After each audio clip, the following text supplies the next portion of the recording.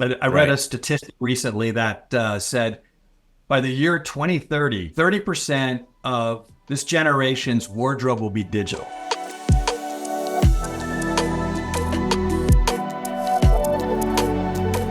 I am excited to introduce today's guest, Lon Schwear, who has been advising CMOs for a number of years, helping them establish their brand presence, define their creative identity, and really making sure that they understand what it means to be a marketing and branding pioneer in how they're developing their business. Lon is going to share a bit about his experience in a moment, but before we go there, I think you might have something to tell us about the guitars on your wall. I don't know that that's something everybody knows about you.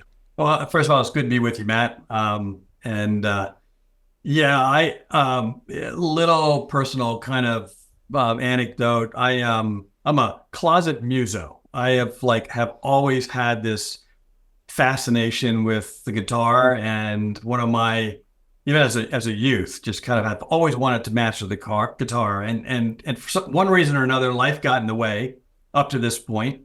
I grew up on classic rock, the blues, and I've always gotten lost in those guitar solos, kind of when the masters riff. And in fact, Sunday night we went down to see Peter Frampton here in San Diego, Oh, that's great. which was a blast. Even at 73, him, not me. You can still you can still see the passion and the love that he gets kind of lost in while playing the guitar. So it's on my bucket list. I have 7 or 8 guitars in the office here sitting around that are, and that are kind of just waiting. So there's no excuses for not checking that one off the list before I get hit by the bucket. Oh, that's So funny. and I know I may never reach a 10,000 seat theater, but I am happy with just a nice little pub band, and There you go. that's my You'll start with the crowd in your backyard and grow from there. exactly.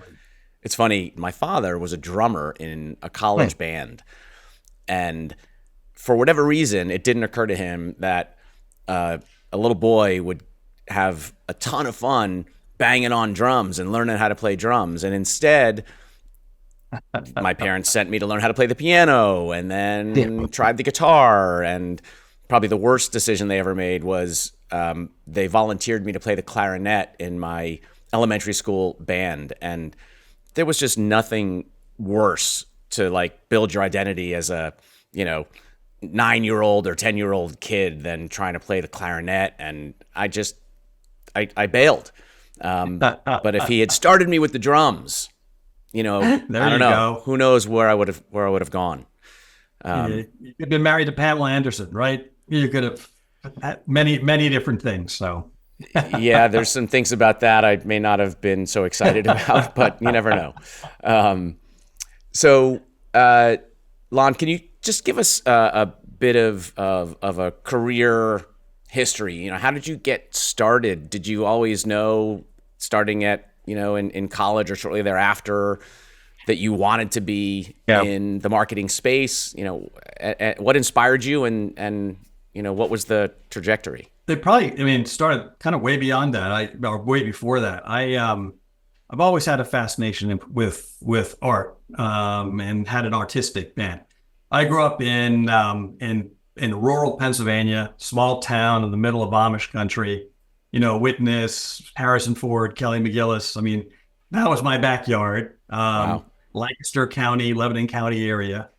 I always knew that farming was not in my future, but I was Okay. fascinated with. My dad had this Joe Nagy Learn to Draw set and when I was a kid, I used to just like literally immerse myself in kind of that in that kit, and so I always had a love of kind of drawing and art, and it really kind of stimulated my desire through high school to go to art school. And I actually went Oh, got it. Kutztown University, which was the hometown of that famed artist Keith Haring, is where he grew up. And Okay. it was a small, liberal arts school, but it was one of the best art schools on the East Coast at the time.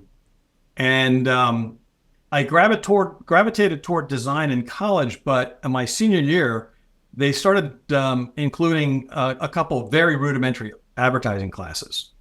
And I found it fascinating. And it was as much the kind of art and science, the strategy. And they had a couple professors who came in from New York, big New York agencies at the time. And, it was fascinating. And I kind of fell in love with that side of the business. And I started my career as in a small design company in Reading, Pennsylvania. But 6 months after that, one of the writers that was in that firm was interviewing in Philadelphia with a bigger agency, and they saw the work. They asked who it was. They called me, and I went down for an interview, and ended up getting hired 6 months out of school. And I had never done a portfolio for advertising at that point. Literally, kind of like it was a bit foreign yet, because I hadn't had that much training in it. So I went and bought a communication arts book and just kind of figured great. out, kind of like, how to construct an ad, and did a couple ad campaigns. And it was enough to kind of get me a foot in the door down there and moved to Philadelphia. That's And great. it was great. It was like, that was my beginning. And it was like run by two guys who were ex Benton and Bowles guys out of New York. So the classic admin kind of place. And we had a great roster of clients, from beers and fast food to Alpo dog foods to the hospitals and banks. And so we had a really nice range of work. And I was there for about 8 years. And about 8 years into it, I was starting to get itchy to make a move. And a friend of mine had taken a job up in Westport, Connecticut, and with a small entrepreneurial company that was kind of the early hybrid between the advertising and promotional world. And he called up and said, "Hey, you can check this place out." I went up and fell in love with the two founders. And while it was not exactly where I thought my career was going to go, it was probably the best decision I made, because I literally kind of got in at the ground level with this organization. They were doing work with big clients, and I actually happened to meet my wife there. So it was like, many good things happened in that time. But we built that from a 20-person shop to about 350 people, 6 offices, and 8 years later decided it was time to move again, and then started at the East Coast office of Tracy Locke within Omnicom. And that was great. It was a startup, but it was part of a big organization. So we had the backing support. Yeah, that's a much bigger stage. Yeah. And then I decided at that point, it was like, had enough of the corporate kind of thing. And I wanted to kind of go back into the entrepreneurial side. And I joined a friend of mine at Mega Entertainment. And I'd been working with him for about 20 years. Small company that was really focused around music technology, really steeped in the artist community, the music world, which was kind of took me back to kind of been a part of my passion. Sure. And I did that for about 2 years. And one of the interesting things we did while we were there was we launched a concept called Deep Rock Drive. And Deep Rock Drive was an idea that was before its time, unfortunately. We worked with Microsoft. We built a 5-stage studio in Vegas. We basically put a call out to fans to nominate a brand they want to see, promote it. And the idea was get 1,000 people to sign up, and we would sign the band. I mean, being in Vegas, we were close to LA, and all those guys wanted to come to Vegas. And so, you'd get enough of a call, and you'd get the band there, and we'd do a live stream concert where consumer controlled the fans controlled the experience. There was a live feed. And again, this was, 15 years ago. So you're creating immersive entertainment at a time when nobody had even heard the word immersive combined with entertainment. Yeah. And it was really exciting, but it was before its time. People weren't ready for the streaming experience. It was still live was still the king. So did that. And then at that point I said, you know what, I made enough friends, had built enough of a colleague base up. And I had a number of people kind of saying, hey, would you come here and consult with me? So I actually jumped and started Ozz 14 years ago. Been doing that ever since. 14 years. So your consultancy is now 14 years running. That's a terrific, Yes. you Yeah. know, I mean, that's an unbelievable result. 14 years helping to advise CMOs at some of the most, iconic companies in their Yeah. different verticals. That's quite an accomplishment. Yeah. I've been very fortunate. I mean, I look back and I don't know that I could honestly say that I had a downtime in my career where it was kind of like, oh, what am I going to do from now? It's just, I was very fortunate in the people I met, the friends I made. Obviously the work comes with it, but like it was I'm very lucky in this space. Well, look, the quality of the work and the counsel Mm. is the reason you've been fortunate. So, talent, experience, fortitude, all has a lot to do with it. And has it been really still the combination of art and science that you discovered in that last year at school that has been at the heart of, what drives you to keep Yeah. innovating in the space? Yeah. I really love the digging into the insight. So at the heart of it, that's still what drives me. But I got to tell you, I mean, we're very fortunate if you think about the kinds of businesses that we work on and that we're a part of. Um, I love the fact that I work with brands that can create cultural influence. These are big brands who have a lot invested, in kind of who they talk to, who they're associated with. And I love the fact that, I work, with brands that really want to, challenge the status quo. They really want to kind of challenge the things that are norm within their category. Innovation plays a big role. So at its heart, the art and science is obviously critical, but what I love is the veneer of all the things that we get to do with the kinds of brands that I'm very fortunate to kind of play with. And I think even more so, to the point you made, I've made a lot of really great friends who are now in extremely high places. And I love that intellectual challenge and the dialogue and the challenging kind of, all we know, but more so what we can still learn.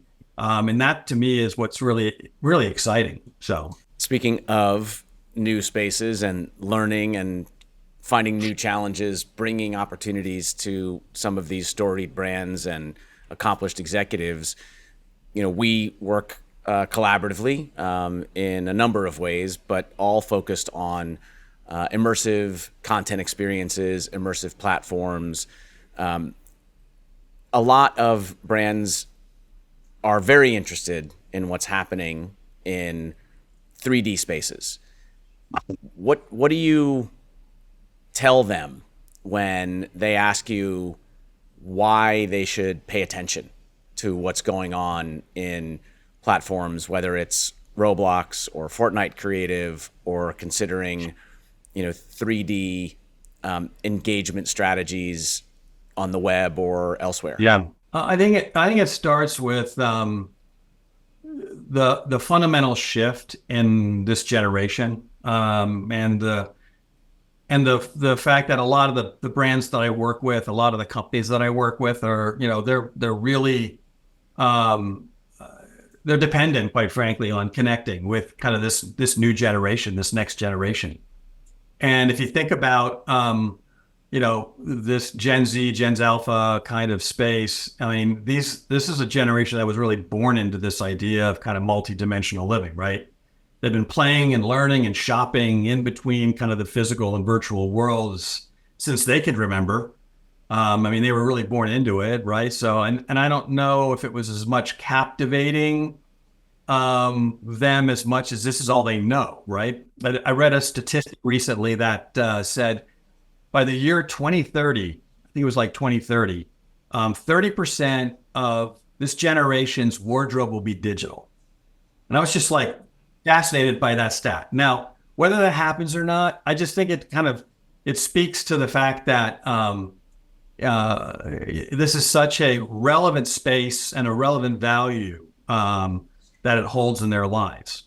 And I think also the fact that this generation has access to anything and everything They can go any place they want. They can experience anything they want. It makes it challenging for brands who know that the audience that they're trying to get has control over, kind of the media 24/7, and kind of grew up in this space where they can kind of create their own things. I mean, you and I probably, I grew up, my internet was the Encyclopedia Britannica, right? There it is, right? And my kids grew up, I either had, clients or partnerships with PlayStation and Xbox and Nintendo, right? And so they grew up in kind of this immersive space where they could kind of escape and kind of be a part of something. So that's really interesting.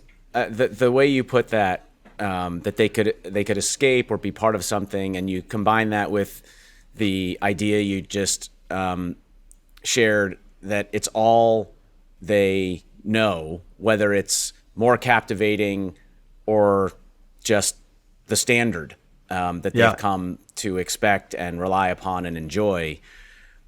But it seems like there's still a bit of a sell that's required. There certainly is in what we do and what you in many cases have helped us do better, and that is to articulate to a CMO or the team, under that CMO, why it is so important. And I wonder, I've often posited that it is a bit of a generational, education curve. And if you're talking to a CMO who in many respects is a Gen Xer, and, gaming was not even multiplayer when we as Gen Xers were teenagers and first, getting our home video game systems.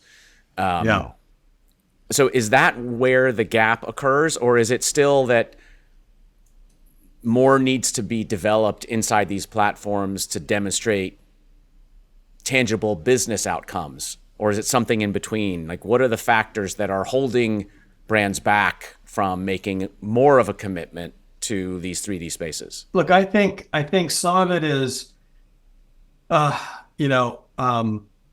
it's kind of hard to say this because I came from this world, but if you think about, I think any category is kind of challenges change, and transformation, and I think the brand world and the advertising world are no different. This is a business that kind of built decades of a way to go to business, and I think it's making that change and really adopting to new ways to make revenue and challenge the old ways and the margins and all those things that really became kind of like the cash cow, kind of, especially in the advertising business, during the time I was there.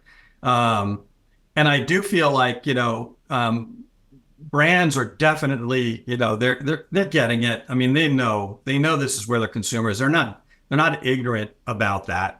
I think it's challenging, to kind of look at their budgets and think about, well, how do we divide this up and where do we spend and how do we accommodate for still facets of our business that still want the traditional side of advertising and marketing and are challenged to want to kind of go. So budgets are being, broken down and divided. And so I think there's a general challenge to figure out how to do everything with probably a little less than what they had. So I feel like there is a transition. And I think as long as brands don't approach this space with a sense of fear of missing out and really do approach it with a sense of purpose and knowing, why they're getting involved in kind of these 3D spaces. And I think that's a big challenge. I mean, you think back when the internet started, everybody said, I have to have a website, and you always challenge kind of the question of, well, why do you need a website? What are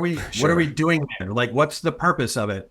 It's so different. I think we're, at least the clients and the brands that I talk to, I think it's really looking at it from the standpoint of, well, what is the audience we're going to reach? What is our intent? What do we need to get out of this? What are our KPIs? What are the implications we want, this to have? And I think it's also looking at, the opportunities to say, let's not get stuck in this as a media channel. Let's really look at immersive experience for all the value that it can be. And I think that's where brands today are really opening their eyes to the potential of what this can be. Now, that doesn't mean they're just jumping into it and that they have the Right. money to do what they want to do, as you well know. But I think they're talking about it in very different ways. They're challenging their own internal conventions to really push the boundaries to make those kinds of things happen. It's interesting that you talked about intent. One of the questions that we ask ourselves when talking to a new partner is, how do we help them understand the business impact of being active in an immersive platform where there aren't all of the same measurement opportunities and attribution opportunities they're used to in other channels. Part of that discussion is what you just noted, and that is helping them to see it not as a media channel, but as a digital experiential space and a place where forming a relationship with their target audience that has a multifaceted approach and strategy to it is important for reasons that may not tie directly to immediate impact on their revenue or brand and product growth. And I guess, we are now working together on the Claire's world in Roblox, Shimmerville. But that really was born out of a strategic review of how to reach Claire's target customer that, you helped initiate with the CMO. And can you talk a little bit about, in that example, what was it that drove to the decision to get into the space in the manner that you did? You didn't launch Claire's World, right? You launched Shimmerville, and there are still growth opportunities coming out of that probably never would have materialized otherwise. And I just wonder if some of those were really what you anticipated, and or if you've been surprised by some of the learnings. Yeah, no. I think when I worked with Kristen Patrick, who was the CMO of Claire's, and we had many conversations around what is our reason for being, and it was part of it was, wow, this is a growing platform. Roblox at that point was a growing platform. The beauty of the opportunity started from the perspective of our core audience is there. I mean, Claire's has a core audience of 8 to 13-year-old young girls, and we kind of approached it from the standpoint of we're not going to just build something without it really kind of having a foundation in the ethos of the brand. And the Claire's brand is really built around this idea of empowering and inspiring self-expression in young girls. And so we wanted to make sure that whatever experience we had created a sense of, that ability to kind of really role play and to kind of extend the ethos of the brand into it. But more importantly, there was a real desire, there was a real challenge to find a way to build enough dimension into this experience that had the potential to build IP. And we always had, at the beginning of our conversations, there was always a desire to figure out that physical to digital experience and the ability to kind of take what we're building in this digital space and how that lives in the physical space, and how we could leverage incentives in our physical space that could allow and reward immersion and engagement in the digital space. So there was always a real strategy to kind of how the idea was kind of crafted. And when we built the world, it was really with intent to say, how does it give us enough dimension that we can learn from it, we can build on it, we can really lean into what's working. We can push an agenda for, potential IP building. And we launched pets in the world that we then launched as physical plush in the real world. So there's a real balance between what the brand is doing in real life and what the brand could do as an experience within the world. And to your point, we purposely didn't call it Claire's, even though Claire's is all over it. I mean, it was built on this idea that it's more about, a place where you can kind of play and learn and kind of have fun and grow and earn and learn and buy, all along the way. When you think about what you learned through that process, and then you consider your other clients and partners, Yeah. who are brands that, at least on some level, may be targeting Generation Z or Generation Yep. Alpha. How far along are they generally in their thinking about the importance of this space? Do you feel like, there will be some imminent Yeah. activities that come to life and are brought to bear by some of your other brand partners Yeah. and clients, or is there still a little bit of a wait and see, and this might be still experimental and not mission critical? No, I think every one of them, every one of my clients right now is really looking at, and it may not be Roblox, it may not be Fortnite. They're looking at more of Web3, the virtual space, as a place to drive a much deeper immersion. I work with some very big financial bank clients, and they're looking at education. How do Sure. we educate this next generation in financial goals and inclusiveness, and really spreading the sense of equal opportunity kind of education in the financial space. I work with Pepsi globally, and tapping into the gamer community. And it's not so much about even I sit down to play a game and I have a Pepsi. Now this is actually more Sure. about the idea of a brand that has an ethos of thirst for more, and just being able to kind of go beyond the expected in an experience.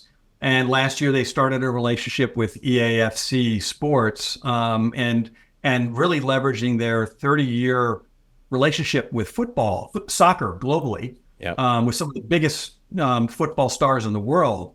The idea that they can kind of translate that from the real world into a virtual space and really kind of replicate some of the things they're doing in the real world in kind of entertainment marketing and engagement, and being able to, again, physical to digital reward systems, kind of build out, a real connection to this generation where they live. And so I see every client that I work on right now is invested in some kind of, even on the pet side, pet company that's kind of looking at, well, how do we kind of take that whole idea of pet care in that virtual side, and kind of virtual pets, and kind of learning, getting kids to learn early, and kind of how to, kind of really tend for your pet and raise a pet.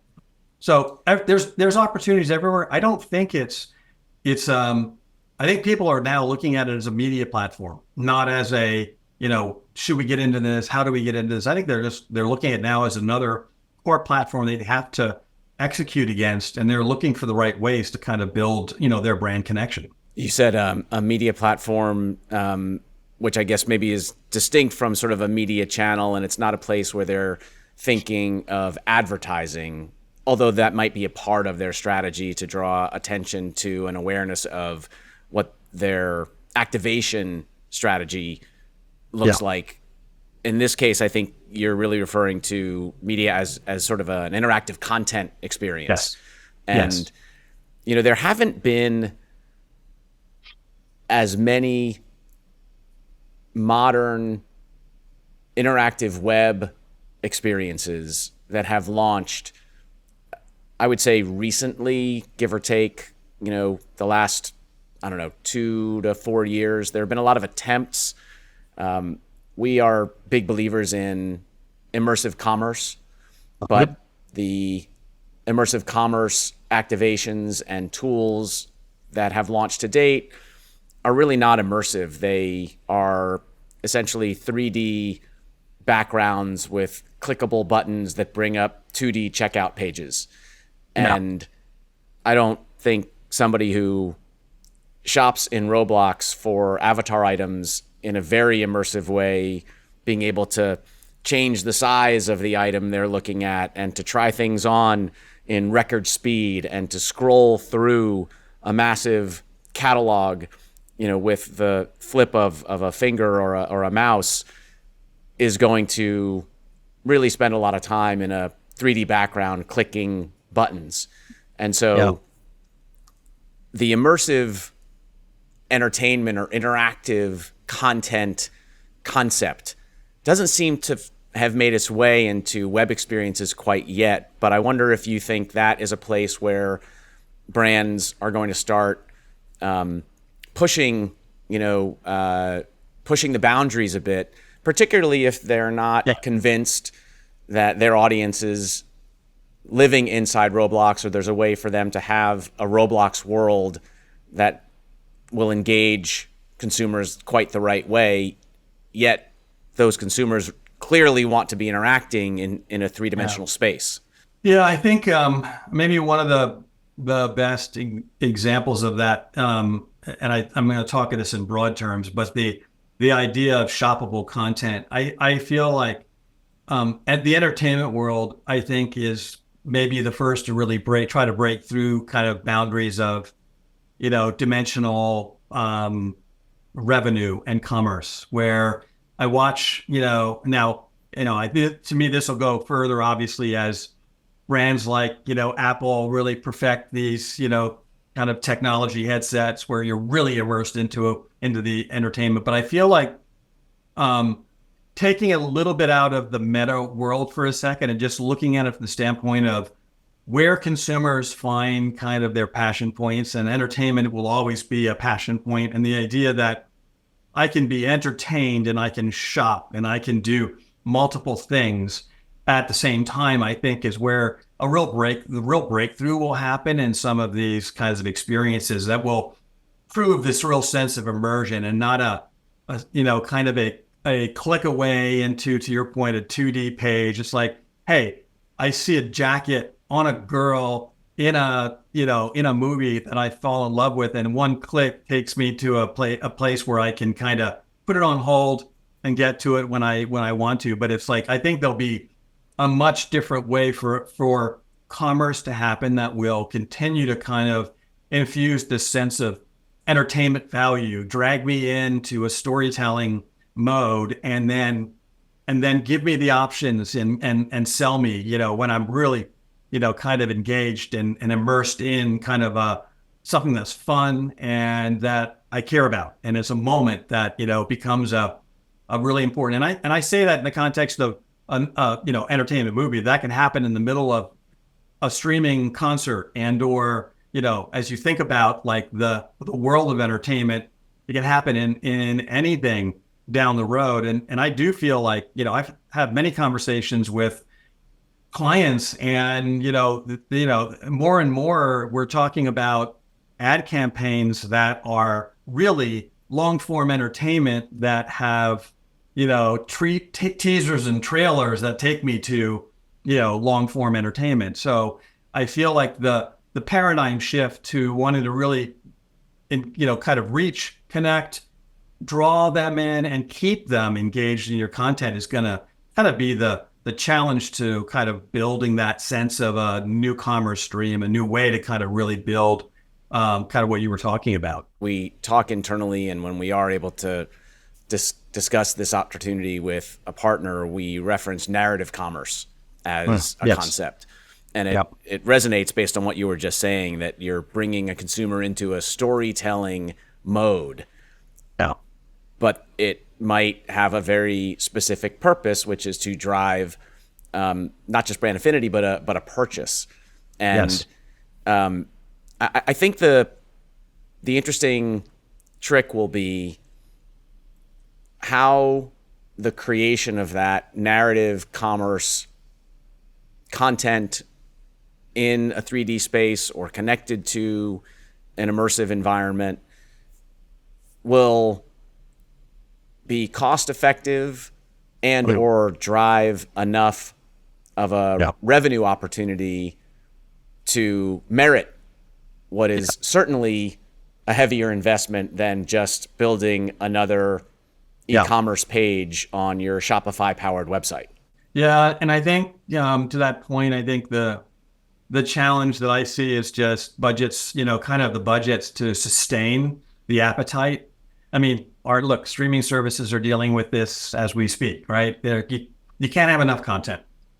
And as much content as you have up there, and we all probably spend the first half hour of our TV viewing trying to figure out what we want to watch because there's so much of it there.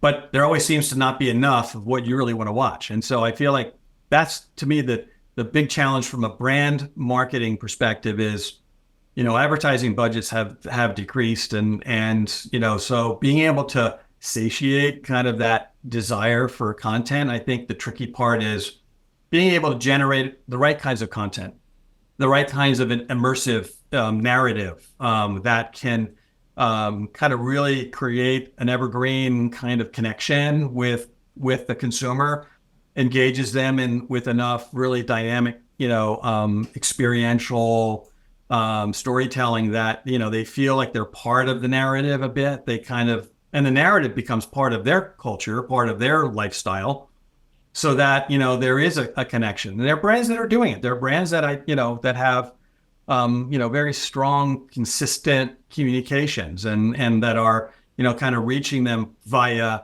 everything from Roblox to TikTok to Insta to Pinterest to all the platforms that this group, and it's not even just this generation. I think it's all of us right now kind of play on a day-to-day basis. So that's a challenge. That becomes a challenge, right? It's like, it is Well, diversifying, but also maintaining a sense of like a connected, communication. yeah, and you made me think of one other thing. I'll ask you this last question and then see if maybe you want to leave our listeners with any advice for them or the CMOs in their organization about how to really position immersive if they believe in it. But the question is, brands have forever tried to be content creators, and many have done so in very successful ways. But the democratization of content creation has certainly proliferated over the last 15 years. And there are a lot of channels that belong to individual creators. Certainly YouTube, certainly TikTok, Instagram, Yeah. Pinterest boards, Roblox worlds, Fortnite creative maps. And these are places where a creator has done something that, if there's an audience, has attracted a user base. And these creators live and breathe the ongoing development of that content channel. But I just wonder, will we see a heavier shift of brand marketing dollars going towards integrations with those sort of creator-led channels because of the level of influence they have over younger generations on all the platforms that you mentioned, versus the balance of trying to create that narrative content themselves? I think the latter. I think the latter, at least at this point in this space, I think is a balance of giving a little bit of runway to creators to become a part of the brand, and I think it really depends on brand leaders, how comfortable they are in kind of letting go a little bit of the creative process, because you do have to be open. I mean, at least from my experience working with these influencer creator kind of folks, it's like you have to let them be who they are because that's why they have an audience. And so it's a real challenge when you're trying to build a brand, a consistent brand message. And I think the challenge will always be, can the creator can they really take the brand and embrace the brand? And even if they're doing it in their own way, you maintain, kind of a sense of a connection to that brand. And I think that's the balance and challenge going forward will always be a little bit of, there'll be a bit of the ability to kind of let go, and there'll be times when they're going to have to hang on and kind of really guide the the process. So I don't think we're at a point yet where you can just say our whole strategy is just let it go. Right. Very, very few brands, I think, have the ability to kind of just be that free with their brand and let their brand just kind of run with the audience. And I don't think that says it's not a negative against brand leaders. I think it's, a matter of what the brand and what the audience kind of will embrace coming off that brand. Because I would actually tell you that, there's times where these creators probably go off on tangents that can damage brand, equity with the same consumer that loves them. Right. So, Interesting. you have to, I think we're all in the mode of protect your brand, but perpetuate your brand at the same time. So That makes sense. And I guess, these creator channels are just driving so much demand for content. The volume of consumption is so much greater, and it seems to be increasing. And every new platform that arises that gets, scale, seems to be UGC oriented right now. But it makes a lot of sense that despite that being where the audience lives and spends most of their time, turning over the reins creatively is just not going to be feasible for more than a certain portion of your marketing strategy. Well, as we wrap up here, we talked quite a bit about immersive entertainment, but even more the importance of narrative storytelling. You obviously get a chance to advise some remarkably accomplished people at a variety of very interesting brands, and you've done that, for your whole career. If you were called tomorrow by the CMO of a new brand and they said, this whole immersive world, whatever is included in immersive media and immersive content, what are the one or two things that, you would want to come in and make sure my team under me is thinking about as we look at this space? I think one is just being have an understanding of kind of the platforms that you're interested in being a part of. I think that so much of this is, again, not just we have to be there because everyone's there. It's like truly, kind of help them understand, the nature of the platform and really kind of be true to the higher values of the brand, but how do you stretch that within the platforms that they're interested in? And I would say, like, they have to live it, and this is something we talk about all the time. It's like, get people within the brand that actually care about these platforms, that care about this immersive kind of space, so that you have people who kind of understand whether it's a platform or they understand the community that is kind of the foundation of this space. Because it's like you can't play if you don't understand it. And I think that it's like, why and what's the reason to kind of be here? Are you looking to build a permanent experience? Or are you there just to kind of pop in and play and just kind of open your mind to kind of what the potential is there? There's a place for experimentation. There's a place for consumer dialogue and co-creativity. There's a place maybe for a meta lab, right? Where you can kind of create new products and build IP. So I feel like having a comfort level of what you really want to get out of that experience, understanding what it is and what you think you can achieve.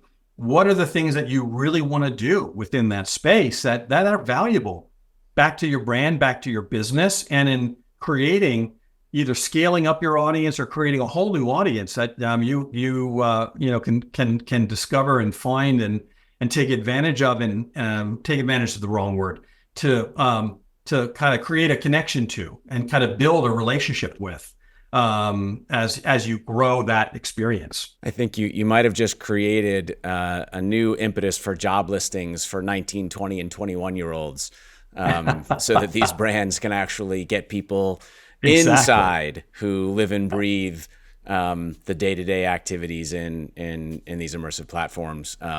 So it'll be a continuation of the propensity of Gen Z to question that 4-year college experience compared to the applicability of their real life screen time leading to career opportunities. Yeah. Lon, Agreed. thank you. Yeah, thank you so much for joining us. It's great to talk to you. We don't have a chance to really riff on this stuff Same and here. the regular work that we do together, and it's been a great pleasure. And we'll see where we are with Shimmerville in particular, and maybe do a little retrospective in a few months. Sounds good. And my pleasure being here as well. I really appreciate the time. Thank you so much for listening to today's episode of Beam. You can listen to the full episode of our extended conversation on your favorite podcast platform with much more detail that I'm sure you're going to find exciting and informative. Thank you very much for listening. Please subscribe for updates and so you can catch our next episode.